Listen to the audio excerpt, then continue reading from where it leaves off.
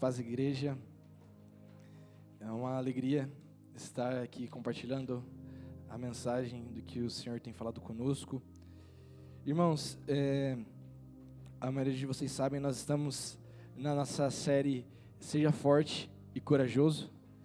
E já foi abordado diversos temas aqui ao longo dessas semanas, sobre como nós somos filhos de Deus, atos de coragem, sobre sermos um encorajador, força e coragem para nós mudarmos e tivermos transformação em nossas vidas, e também sobre o que é esta vida a qual nós vivemos.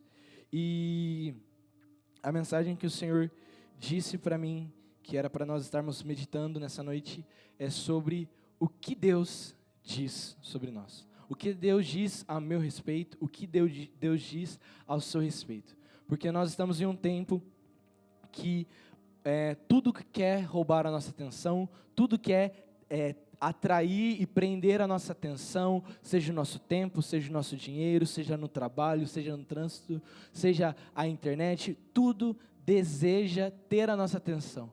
Mas aquilo que deve ter a nossa atenção é somente as palavras que vêm do próprio Deus. Aquilo que nós devemos dar importância é somente a palavra do Senhor. Eu queria te convidar a você abrir a sua Bíblia em Romanos 12, no verso 1 e 2. E assim que vocês abrirem, eu quero orar mais uma vez, em continuidade daquilo que Deus tem falado conosco.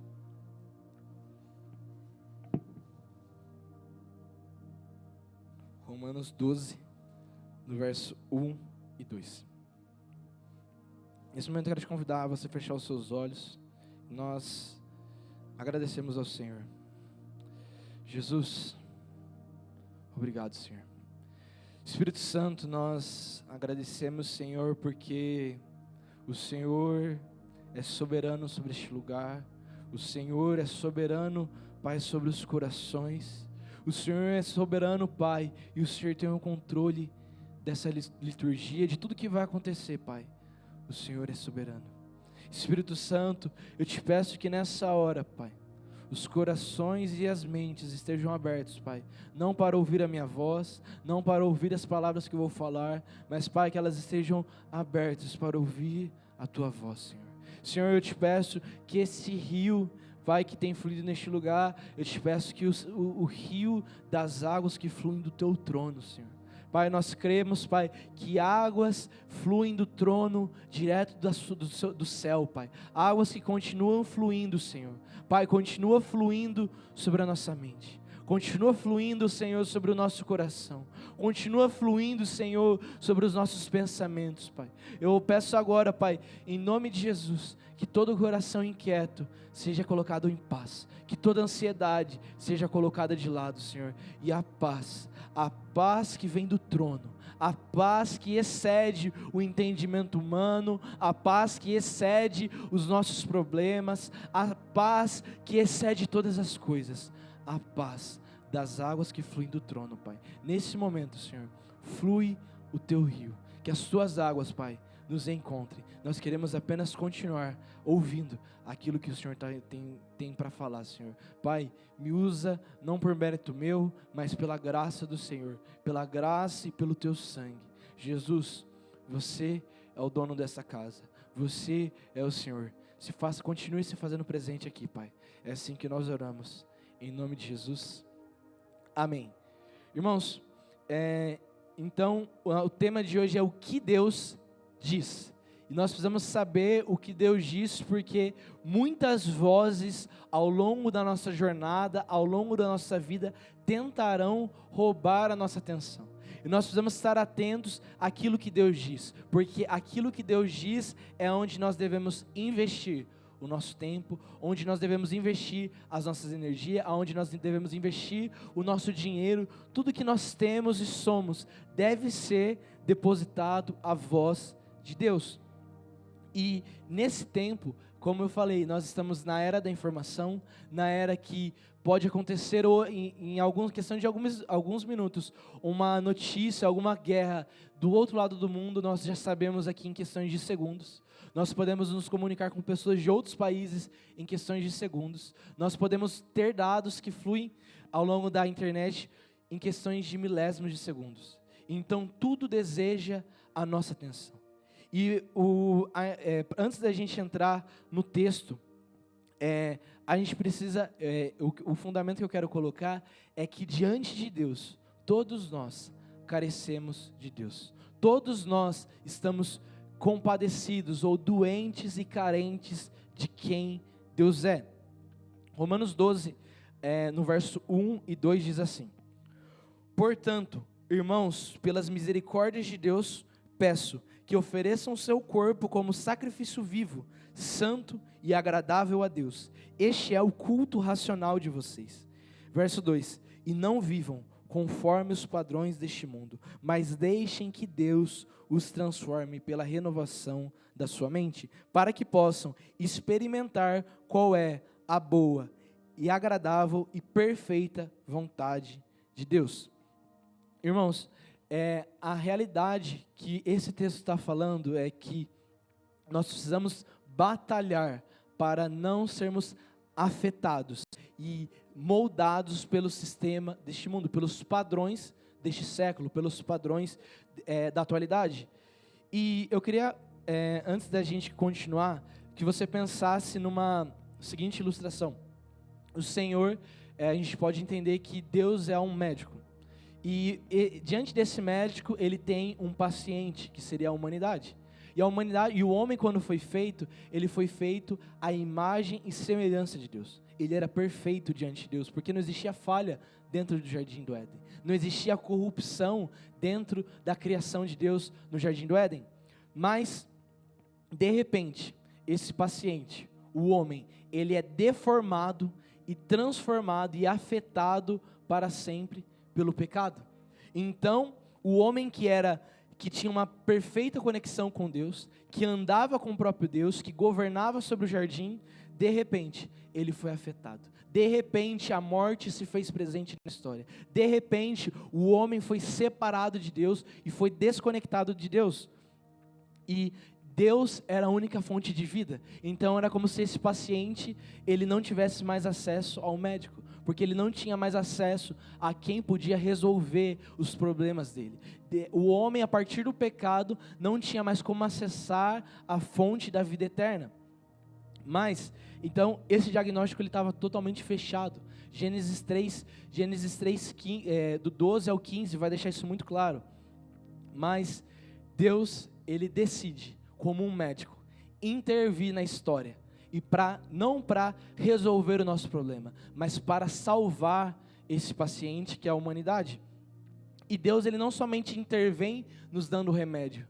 Deus se faz remédio através de Jesus. Deus vem na terra e ele entra não apenas como um médico, mas como fonte da vida, como um homem, e ele traz essa boa notícia. Nós estávamos mortos e deformados, e agora podemos ter vida. Nós estávamos separados e desconectados da vida de Deus, e nós somos reconectados com Ele. E Jesus, Ele veio nos ensinar a viver como Ele, a pensar como Ele e a sentir como Ele. Jesus veio nos transformar daquela situação caída e deformada de volta ao padrão original. E é por isso que o apóstolo Paulo fala: não vivam conforme este mundo, mas sejam renovados. Renovação no texto original fala: sejam transformados pela mente do Senhor. E ele vai falar, essa palavra transformação, ela significa metamorfose, metanoia, e ela vai falar sobre uma transformação daquele ser em uma nova criatura. Então, a gente vai ver que nós carecemos dessa transformação. Nós precisamos ser transformados. E então é um fato que nós compreendemos que todos nós estamos doentes, estamos deformados e separados de Deus. E a própria vida, a nossa vida começa em meio à dor. A criança, quando ela nasce, quando ela vem ao mundo, ela começa dando um grito e um choro de dor, pois ela foi retirada do lugar do útero da mãe. E também isso, e a própria mãe também sofre ao longo da gestação, que também é fruto do pecado. Gênesis 3,16 fala que Deus colocou a dor na mulher como um símbolo do pecado, como um sinal e manifestação do próprio pecado. Então, ao longo da nossa vida, nós estamos doentes, precisando da cura eterna, que é o próprio Cristo. E, geralmente, na nossa vida, sempre vai ter algumas dinâmicas que ou nós estamos faltando algo em nós, ou está sobrando algo em nós. Muitas vezes as pessoas, por exemplo, alguém que está morrendo por questões nutritivas é porque existe falta de nutrientes, mas também temos muito comum hoje em dia pessoas que estão morrendo de diabetes, de obesidade, porque existe excesso. Então o ser humano, ele sempre está entre uma falta e um excesso. Sempre está precisando de algo, desejando algo, mas geralmente quando ele conquista, ele perde a mão e entra num lugar de excesso. E nunca é bom a gente entrar num lugar nem de falta e nem de excesso. Porque a Bíblia fala que o Espírito de Deus nos dá um espírito de equilíbrio, de sabedoria e de discernimento. Então, a gente sempre vai estar insatisfeito. Geralmente, nós queremos uma casa nova, aí quando nós conquistamos a casa nova, nós queremos um carro novo, nós queremos, nunca está bom. Nós queremos amigos novos, nós queremos relacionamentos novos, nós queremos sempre algo a mais, a mais, a mais. E a gente vai ver que há uma jornada sem fim. É muito comum você ver qualquer milionário, você ver bilionários, pessoas ricas, que estão sempre buscando algo a mais. E esse vazio nunca é completo. Seja por aqueles que faltam, sejam por aqueles que sobram. E a gente também, eu queria perguntar, quem aqui concorda que muitas vezes nós somos sobrecarregados, pressionados, geralmente pelo sistema desse mundo. Geralmente a gente está sendo pressionado pelos padrões desse século, que nós devemos nos amoldar, nós devemos nos adaptar, e sempre tem algo que a gente tem que mudar. A gente tem que estar no padrão de família, nós temos que ter um padrão de emprego, nós temos que ter um padrão de renda, nós temos que sempre existe algo que a gente tem que fazer, que a gente tem que fazer, que a gente tem que fazer. E a gente fica nessa corrida, e a gente acaba se amoldando aos padrões deste século, a gente acaba se amoldando aos padrões deste mundo, e a gente está deixando de lado a voz de Deus. Nós estamos deixando de lado aquilo que Deus diz, e a gente começa a se apegar às coisas dessa vida. Nós começamos a fazer aquilo que Salomão escreve em Eclesiastes, a correr atrás de vento. Irmãos, este não é o desejo do Senhor para nós. E essa doença, essa carência que nós temos, é uma carência da eternidade. E os sintomas que a gente vai ver dessa necessidade que nós temos de Deus, geralmente vai trazer angústia, medo, o vazio, a insegurança, preocupação excessiva, insatisfação, inveja, ganância, agressividade, orgulho, fadiga, vícios, violências, abusos, traições e tantos outros problemas. E eu imagino que todos nós passamos por algumas situações dessas, seja a ansiedade, seja pela dor, seja pela arrogância, seja pela, muitas vezes, a insatisfação, a inveja, a ganância.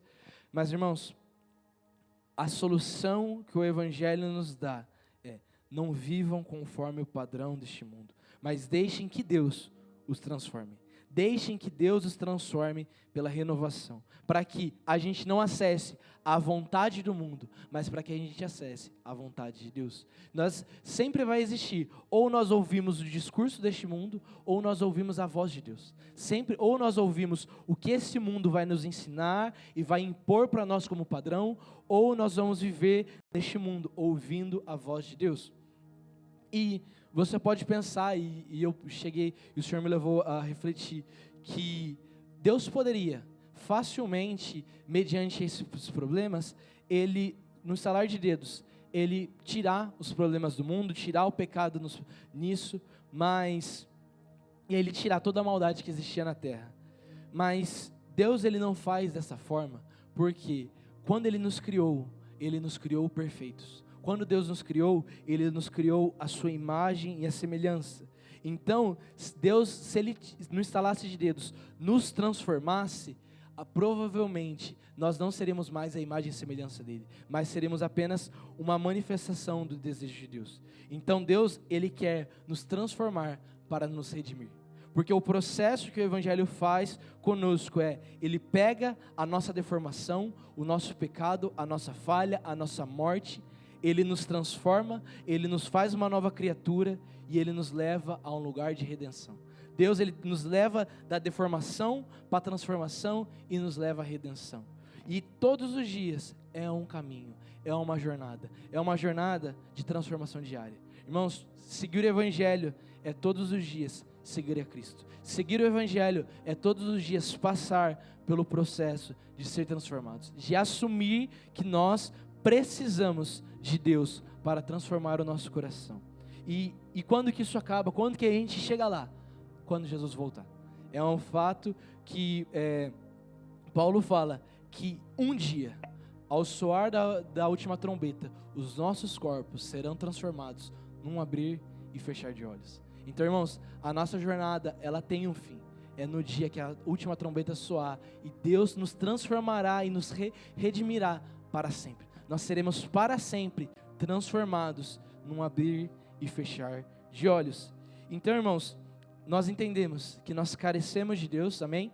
Nós entendemos que nós precisamos, nós estamos como esse paciente, doente e desconectados de Deus. E o que eu quero abordar em alguns pontos é, então, o que realmente Deus diz? E eu vou sempre trazer um contraponto de que aquilo que o mundo diz e aquilo que o Evangelho diz. Sempre vai ver, porque nós precisamos desconstruir aquilo que o sistema deste mundo fala e a gente precisa construir um fundamento bíblico, um fundamento de quem Deus é. O primeiro ponto que eu quero falar, aquilo que nós precisamos desconstruir são as vozes da nossa mente.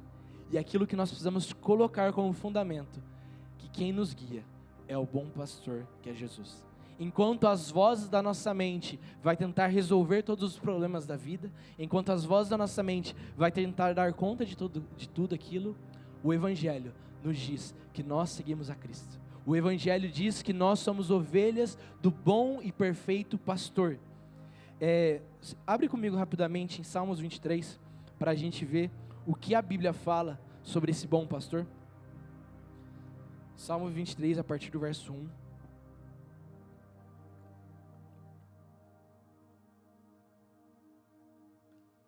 Salmos 23 diz assim, todos nós conhecemos esse texto, o Senhor é o meu pastor, nada me faltará. Ele me faz repousar em pastos verdejantes, leva-me junto para as águas de descanso, refrigera minha alma, guia-me pelas veredas da justiça e por amor ao seu nome. Ainda que eu ande pelo vale da sombra da morte, não temerei mal algum, porque tu estás comigo, e o teu bordão e o teu cajado me consolam. Preparas uma mesa na presença dos meus inimigos, unge a minha cabeça com óleo e faz transbordar. Bondade e misericórdia certamente seguirão todos os dias da minha vida e habitarei para sempre na casa do Senhor. Irmãos, enquanto as vozes deste século, muitas vezes a nossa mente vai ser atacada e ela vai nos levar a um lugar de ansiedade. As vozes desse século vão nos levar a um lugar de um medo e uma insegurança com o futuro. Vão nos levar, muitas vezes, a uma arrogância que aquele desejo de nós queremos ter o controle das nossas vidas, aquele desejo da autossuficiência, e esse século vai anunciar que não, você tem que ter o controle de tudo, você tem que estar 5 passos à frente, você tem que dar conta de todas as coisas. Esse século vai nos levar a buscar mais, e mais dinheiro, e mais uma casa, e mais um carro, e mais, e mais. Sempre vai ser uma vida, e o maior dilema desse século é uma vida que serve a você mesmo. Você é o Deus da sua vida. Eles falam, não, mas você merece. Ah, não, mas você precisa se valorizar. Mas você precisa saber que se você não se amar, ninguém vai te amar. Não, Jesus nos amou e é isso que vale. Então, esse século vai falar, a pessoa mais importante do universo é você. E o Evangelho vai falar, Cristo é a pessoa mais importante do universo. Cristo governa os nossos dias. Cristo é aquele de quem eu dependo todos os dias. A minha dependência não está em mim, mas está em Cristo. O texto fala que Ele me leva ao descanso, Ele me faz repousar, Ele me refrigera, Ele me guia, Ele faz a justiça, com Ele eu não tenho medo, Ele me consola, Ele até me coloca diante dos meus inimigos, mas em um ambiente de paz. Deus, ele não vai nos levar em um ambiente de guerra, ele vai nos levar como pacificadores do Evangelho. E ele fala que não vai ser atrás de nós que vai vir tesouro, riquezas, casas, carros, não. O que vai vir atrás de nós, que nós precisamos ter certeza, é a bondade e a fidelidade de Deus, é a bondade e a misericórdia de Deus. Então, enquanto esse século deseja servir a você, o Evangelho nos diz que nós seguimos a Cristo, porque aonde Cristo vai, eu sei que eu posso descansar em paz, ainda que eu ande no vale da sombra da morte, Ele me faz repousar. Então, o primeiro fundamento é: Cristo é o bom pastor. Nós somos ovelhas do bom pastor. Então, o que Deus diz? Nós somos ovelhas. O que Deus diz de mais importante é que nós precisamos descansar em quem Ele é. Então, entendendo isso, o primeiro ponto era esse, sobre que nós somos ovelhas do bom pastor. E o segundo ponto é ainda sobre isso que a gente tem falado, é que o sistema deste mundo, ele vai falar que nós temos um sistema para seguir, um padrão, um ritmo que nós devemos seguir e nos adequar todos os dias, e nós temos que seguir e entregar tudo que esse mundo nos pede. E Cristo nos ensina a ser discípulos. Cristo nos ensina a ser servos. Nós somos servos de um Rei poderoso. Nós somos servos de um Deus que criou os céus e terra. Enquanto este século vai falar que você precisa conquistar, o seu nome tem que ser importante, você tem que construir, você tem que fazer, Cristo, Ele nos ensina a servir.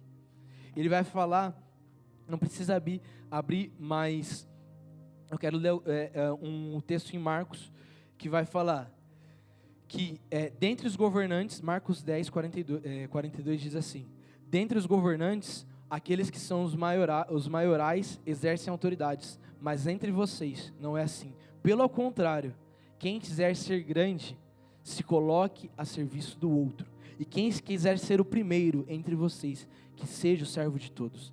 Pois o próprio Filho do homem não veio para ser servido, mas para servir e dar a sua vida em resgate de muitos.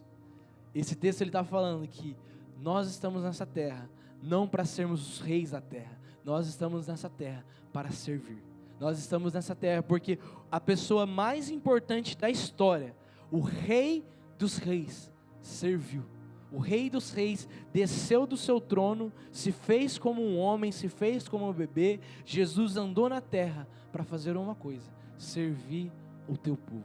Então o nosso papel é servir o próximo em amor. Enquanto o mundo vai falar que você precisa ser servido, o Cristo nos ensina a servir. João 3,30 vai falar, que é uma fala de João Batista: no entanto, convém que ele cresça e eu diminua. João vai falar e outras versões falam que eu desapareça e ele apareça. Então, a gente vai ver outros textos. Mateus 11, 28. Venham a mim todos que estão cansados, sobrecarregados, tomem sobre vocês o jugo e aprendam de mim, que sou manso e humilde de coração. Vocês acharão descanso para a sua alma, porque o meu jugo é suave e o meu fardo é leve. Jesus ele fala que nós precisamos ter um coração humilde e ensinável. Então Jesus ele nos ensina a ser servo, ele nos ensina a sermos humildes, ele nos ensina a sermos mansos, porque o sistema deste mundo vai querer levantar o teu nome. O sistema deste mundo vai te querer colocar no mais alto lugar desse século. O sistema deste mundo vai querer falar que você é o maioral.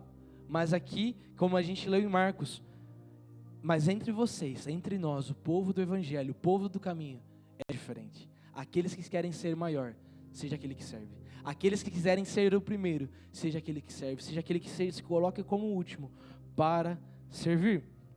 E Jesus, abre comigo em João 15, fazendo favor.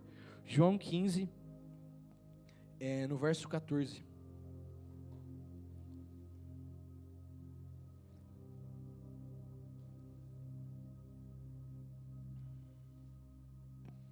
João, capítulo 15, já uma das últimas palavras de Jesus, antes da crucificação, o seu último discurso aos discípulos, fala assim: vocês são os meus amigos, se fazem o que eu lhes ordeno. Já não chamo vocês de servos, porque o servo não sabe o que o Senhor faz, mas tenho chamado vocês de amigos, porque tudo que eu ouvi de meu Pai, eu lhes dei a conhecer. Não foram vocês que me escolheram, pelo contrário, eu os escolhi e designei para que vão e deem frutos. Frutos de vocês permaneçam, a fim de tudo, que o que pedirem em meu Pai, em meu nome, Ele lhes conceda. O que ordeno é isto: convém que vocês amem uns aos outros. Aqui Jesus ele nos fala que além de sermos discípulos, além de sermos servos, nós somos convidados a sermos amigos de Deus. E é muito importante para que a gente não caia num espírito religioso, porque o espírito religioso ele vai querer colocar sobre a humanidade um jugo, um fardo, vai querer colocar um peso de regras, de sistemas, também um sistema mundano em que vai nos aprisionar algo que não é o evangelho. Porque tudo aquilo que quando nós tiramos alguma coisa do evangelho, aquilo não é mais o evangelho. E Jesus ele fala: vocês não são mais apenas servos, porque eu te dou acesso para que vocês conheçam os segredos do meu Pai. Então, não apenas servos, mas amigos. E amigos que fazem o quê? Amam uns aos outros. Amigos que servem ao próximo. Então, Jesus, ele nos convida a um nível maior de intimidade, de humildade, de mansidão e de servidão. Enquanto este mundo vai querer te colocar num egoísmo, no egocentrismo, que a sua opinião é mais importante, que você é o mais importante, que aquilo que você pensa e sente sempre vai ser o mais importante, mas Jesus quer nos levar, o que Deus diz é mansidão e humildade. Nós servimos a um Deus, nós estamos aqui domingo à noite para ouvir sobre um Deus que é humilde, ouvir de um Deus que era um rei glorioso que estava nos céus e entrou em Jerusalém no jumentinho.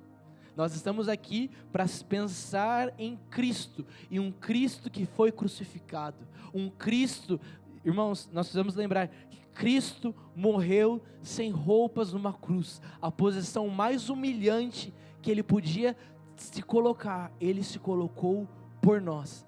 E por que que nós achamos que nós merecemos alguma atenção? Por que que nós achamos que nós somos tão importantes assim? No final, quem é importante é o próprio Cristo. O nosso exemplo, a nossa devoção, a nossa atenção é em sermos discípulos, em sermos servos e sermos amigos de Deus. Amém?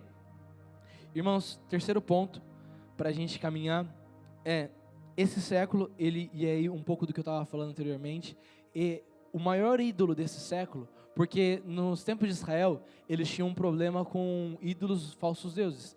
Baal, era Maloque, era Zaod, era vários ídolos pagãos que eles tinham, era Deus grego, Deus egípcio, era Deus romano, era sempre falsos deuses. Nesse século, a estratégia de Satanás é diferente. Hoje é até difícil, às vezes, você encontrar pessoas que não sigam a Cristo e não creem que Jesus é o nosso Senhor e Salvador. Mas Satanás, ele quer colocar você no centro. O desejo de Satanás é que, não que você adore a outros deuses, mas é que você adore a si mesmo. O desejo de Satanás é te fazer levantar um ídolo, não para outros deuses, mas para você. E aí vai começar que a sua imagem é aquilo que importa, você não sai de casa preocupado com aquilo que vão falar, aquilo que vão pensar, você às vezes não manifesta a sua fé porque tem vergonha dos outros, tem vergonha da opinião, e a gente começa a se proteger, e no final, nós não estamos nos protegendo, nós estamos apenas protegendo uma reputação, nós estamos apenas querendo zelar pela nossa própria imagem, e no final, isso é egoísmo, irmãos. Isso é o desejo de ter uma imagem boa, o desejo de ter uma imagem bela diante dos homens. Mas o principal objetivo do Evangelho é termos uma imagem boa diante do Rei da Glória. E o contraponto que o Evangelho vai nos falar, enquanto esse século fala que você é importante, que você deve servir e idolatrar somente a si mesmo, Jesus nos fala que nós somos amados. Não por mérito, não por força, nem por violência, é pela graça. Sempre a gente precisa lembrar, é pela graça, é pela graça. Enquanto a religião vai tentar te colocar regras e fardos que a gente tenta, se você cumprir isso, vai acontecer aquilo. O Evangelho nos diz, vocês são salvos pela graça. É pelo sangue, e graça na Bíblia significa favor imerecido. Favor imerecido é aquilo, eu não mereço. Eu estou recebendo um presente, eu estou recebendo um dom, eu estou recebendo algo do céu a qual eu não mereço. E então, vai ter vários textos que eu quero citar com vocês, mas vamos ler em Romanos 3. Romanos 3, no verso 23. Romanos capítulo 3, verso 23. Paulo, ele vai, na carta de Romanos, o apóstolo Paulo, ele vai nos dar uma aula sobre o que é a graça e como nós devemos lidar com a graça de Deus e como devemos lidar com o amor que nós alcançamos. Amém? Romanos capítulo 3, a partir do verso 23.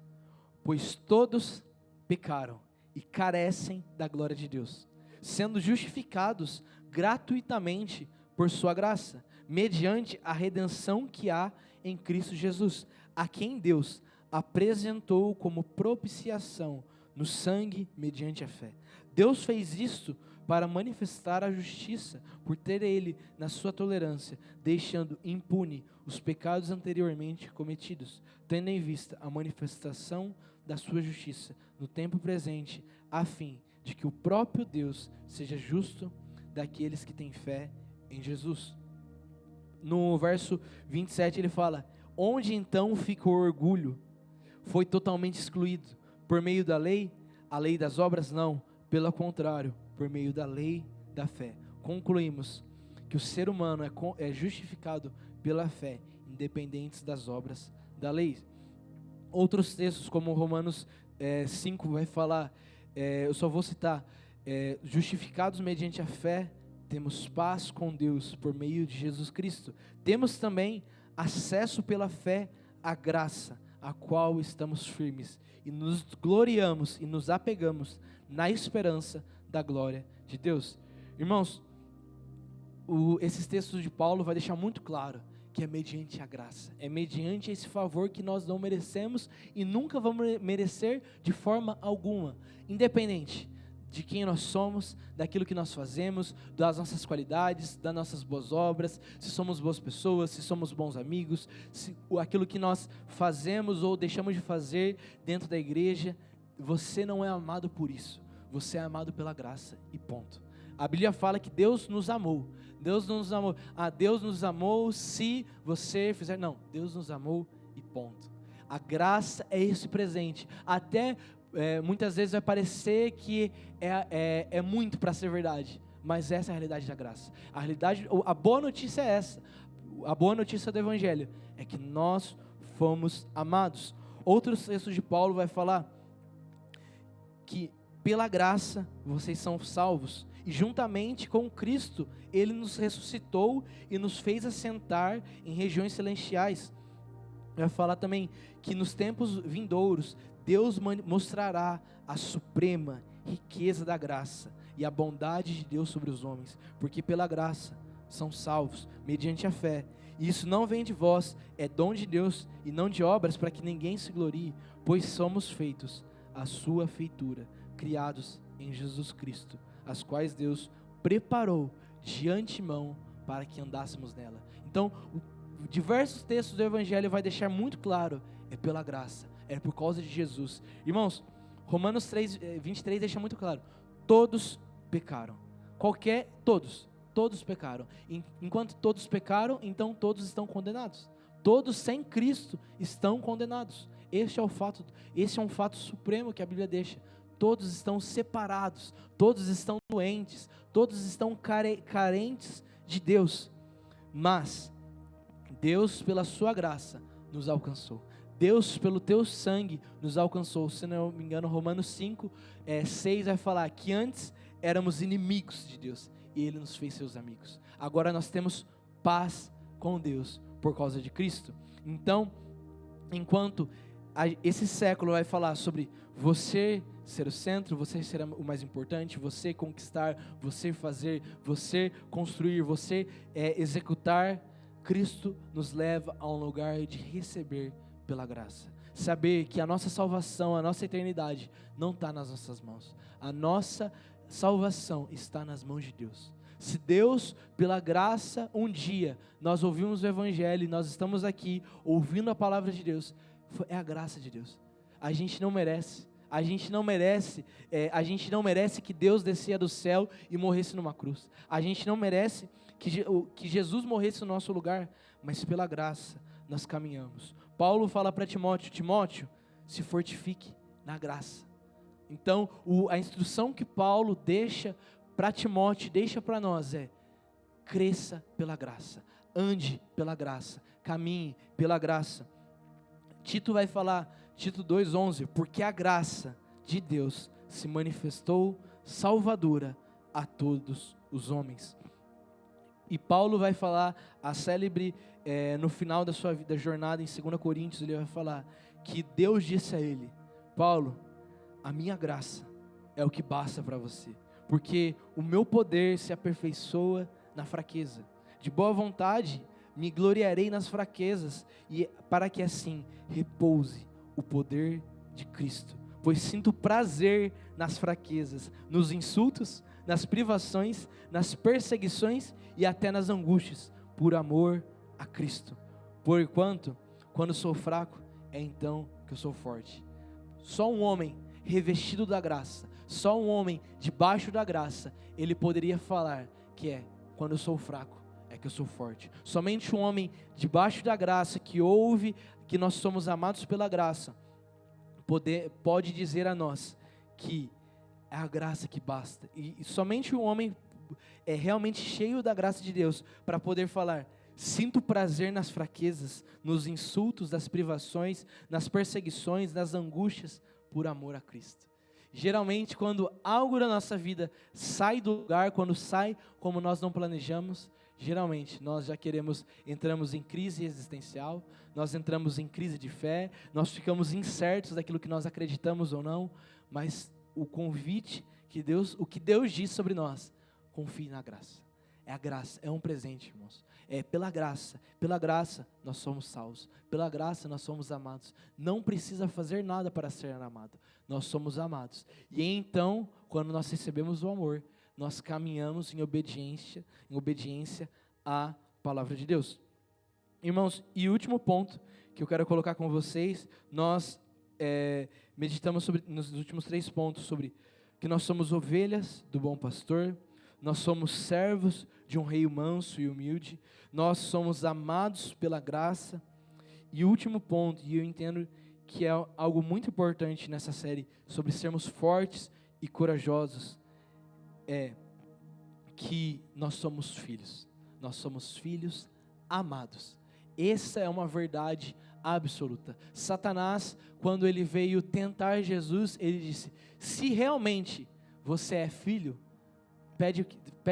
peça isso e Deus terá que fazer. Se você realmente é filho, faça aquilo. Se você é filho, faça aquilo. Satanás, ele sempre vai tentar atacar nós numa área de orfandade, num espírito de orfandade, porque quando nós corrompemos a nossa visão de Deus como Pai, nós vamos ter dificuldade para nos relacionar com Deus, porque nós acessamos a Deus por meio de Cristo, e Cristo é Filho. Então Cristo, ele falou aos discípulos: eu estou mostrando vocês ao meu Pai.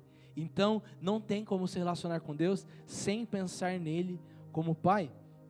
E muitas vezes, por conta da religiosidade, e o contraponto que esse mundo coloca para nós é que você precisa fazer para ser amado. Você precisa jejuar para ser amado, você precisa orar para ser amado, você precisa ler para ser amado, e começa a colocar fardos, e fardos, e fardos, e fardos, querendo nos fazer que, não, você precisa fazer tudo isso, seguir todas essas regras, seguir todas essas leis, assim como os fariseus faziam. Você precisa seguir 613 leis, e então você vai ser um filho amado.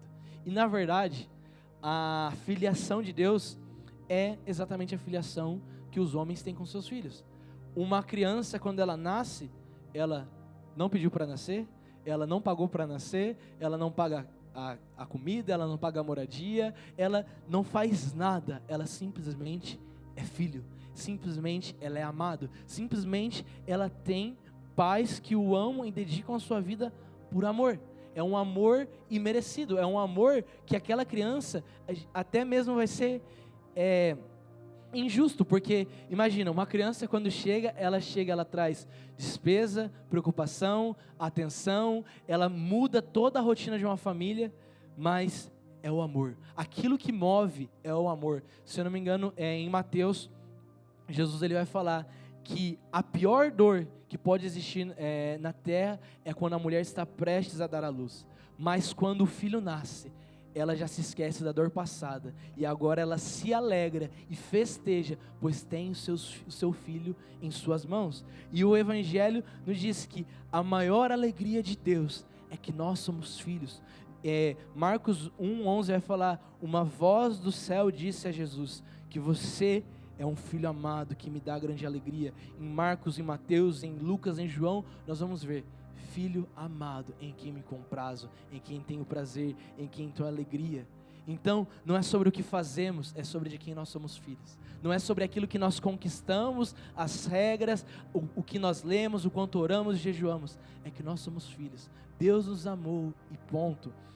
João, ele vai falar: agora, filhinhos, permaneçam nele, para que quando ele voltar, estejam confiantes e não se afastem dele e nem sejam envergonhados, porque sabemos que ele é justo, e quem pratica a justiça é nascido de Deus. 1 João 3:1 vai dizer: amados, agora somos filhos de Deus, mas ainda não se manifestou o que seremos. Sabemos que quando ele se manifestar, quando Cristo vier, seremos semelhante a ele, porque haveremos de vê-lo como ele é.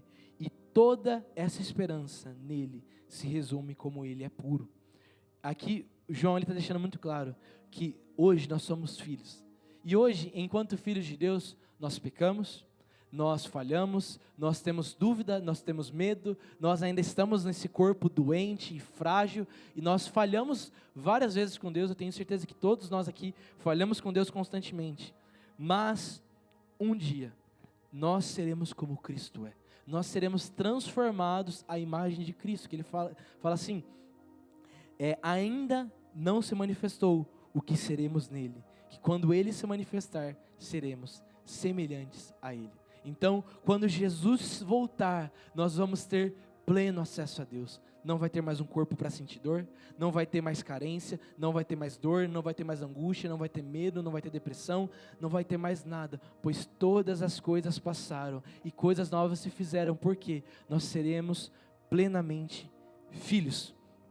E o último texto que eu quero ler é em Romanos 8, antes da gente concluir. Romanos 8, se puder abrir sua Bíblia comigo, é o último texto, Romanos 8, no verso 14.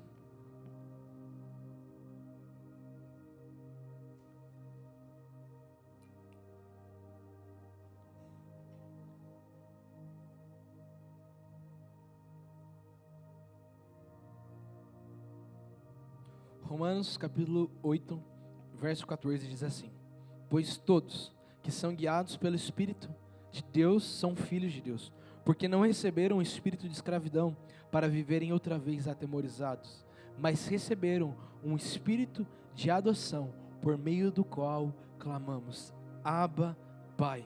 O próprio Espírito confirma o nosso espírito que somos filhos de Deus, e se somos filhos, somos também herdeiros, herdeiros de Deus e co-herdeiros de Cristo, se com Ele sofremos, também com Ele sejamos glorificados. Irmãos, o que Paulo está falando aqui é que nós fomos adotados, um espírito de adoção. E o último exemplo que eu quero colocar, e nesse contexto de Paulo, ele está falando por um contexto romano, e em Roma era muito comum, a grande maioria dos reis de Roma, eles buscavam, eles não tinham filhos biológicos e geralmente eles adotavam crianças, muitas vezes pelo medo de vir com alguma doença, vir com alguma situação. Eles iam a um lar de adoção e eles escolhiam a criança, e eles escolhiam a dedo, porque muitas vezes, quando a criança nascia do próprio imperador, eles podiam rejeitar, o filho natural.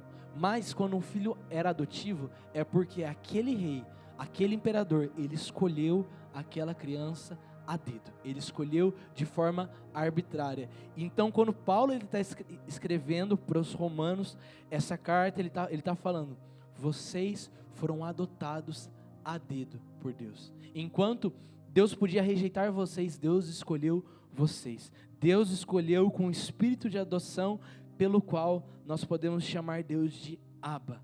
Em aramaico, Abba é a expressão para papai. É a expressão que as crianças, até os dias de hoje, ainda falam para os seus pais. A criança em Israel, quando ela aprende a falar, a primeira palavra que ela aprende, geralmente, é Abba.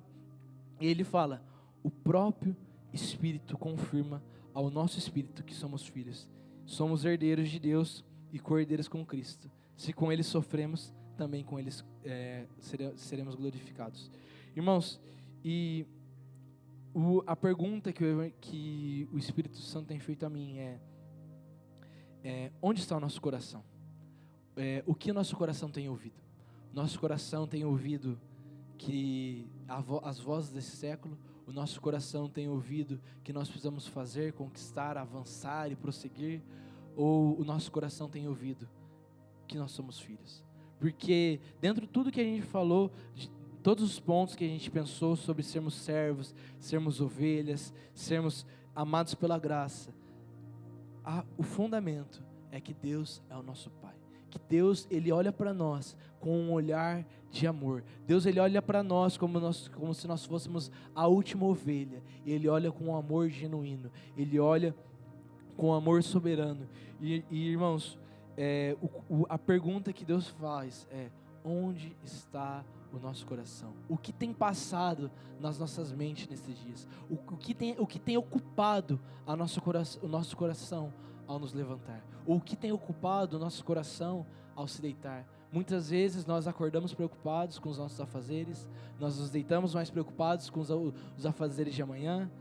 Muitas vezes nós vivemos e estamos correndo atrás de ventos, estamos correndo atrás, mas o Evangelho nos leva a descansar, a repousar, a ouvir, a obedecer, a servir, mas principalmente a receber o amor desse Pai. Eu queria chamar a Isa para a gente fazer uma canção antes da gente orar, e eu queria te convidar agora você a meditar em tudo aquilo que foi falado, a pensar que ao longo da sua vida, provavelmente você já passou por diversas situações, diversos momentos, você já se frustrou, você provavelmente já se frustrou até mesmo com Deus, mas Deus não falhou, mas às vezes você tinha uma expectativa e não foi como você imaginava. Mas nessa noite eu quero te convidar a você fechar os seus olhos e saber que o Senhor, Ele te chama à mesa. Existe lugar na mesa de Deus, existe lugar na mesa de Deus, e a mesa, ela não é para trabalhadores. A mesa de Deus são para os filhos. A mesa de Deus são para filhinhos. A mesa de Deus é para aqueles que olham para o céu, aqueles que fecham os seus olhos e apenas com um abrir e fechar de olhos podem levantar o seu coração, olhar para o alto e dizer: Abba, Abba, Senhor, eu preciso de Ti. A pergunta que o Senhor quer nos fazer é: onde está o controle da sua vida? O controle está na sua mão, o controle está no seu emprego, o controle está na sua família, o controle está nos seus afazeres. E o convite que Deus faz para os filhos dele é: Abba, cuida de tudo. Abba, governa os meus dias. Abba, toma conta de todas as coisas. Abba, a minha vontade, ela é falha e ela é imunda. Abba, a tua vontade, ela é perfeita. Abba, os teus caminhos são retos e são justos. Abba, você merece toda a atenção dos meus olhos quando eu me levanto e quando eu me deito. Abba, governa os meus dias. Abba, eu te entrego tudo que sou. Eu quero te convidar a você a fechar os seus olhos e elevar o seu coração, sabendo que nós temos um Abba que nos ouve. Ele ouve até mesmo as causas mais simples, Ele ouve a dor mais pequena, Ele ouve todas as coisas. Nós não precisamos ter medo. Deus, Ele não é alguém que levanta a voz ou exige algo de nós. Deus é um Pai da graça. Abba, nós estamos aqui. Papai, nós estamos aqui, Senhor, para entregar o nosso coração, os nossos dias, somente a Ti. Tudo que eu tenho, Senhor, é somente Teu. És mais real que o chão que eu piso.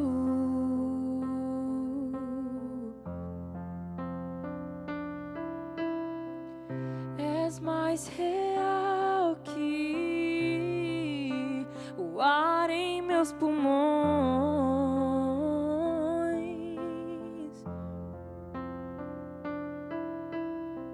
Seus pensamentos me definem. És tudo para mim, és a minha realidade. Tu és a minha realidade.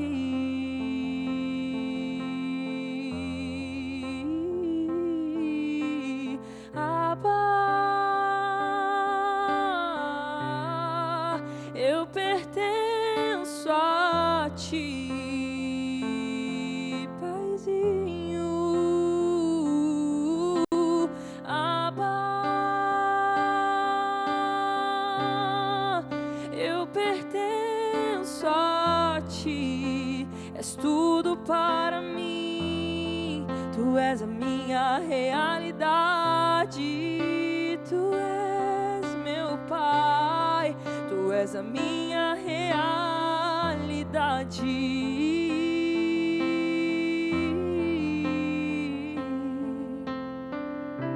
Estás mais perto do que a pele em meus ossos.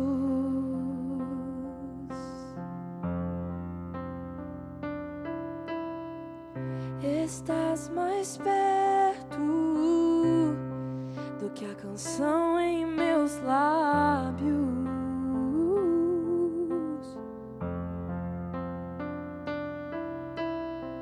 Seus pensamentos me definem.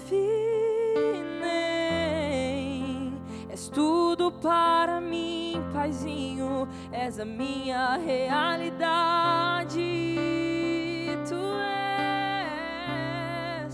És a minha realidade.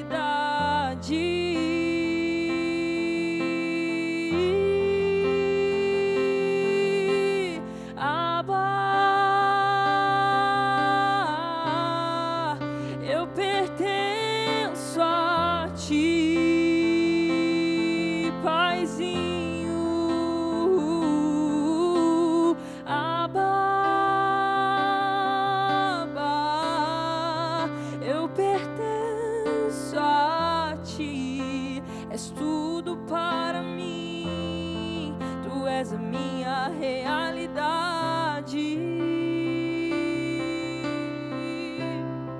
Tu és a minha realidade.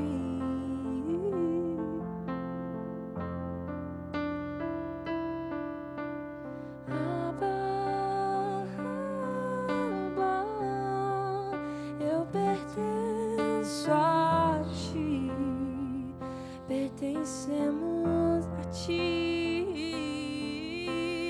Abba.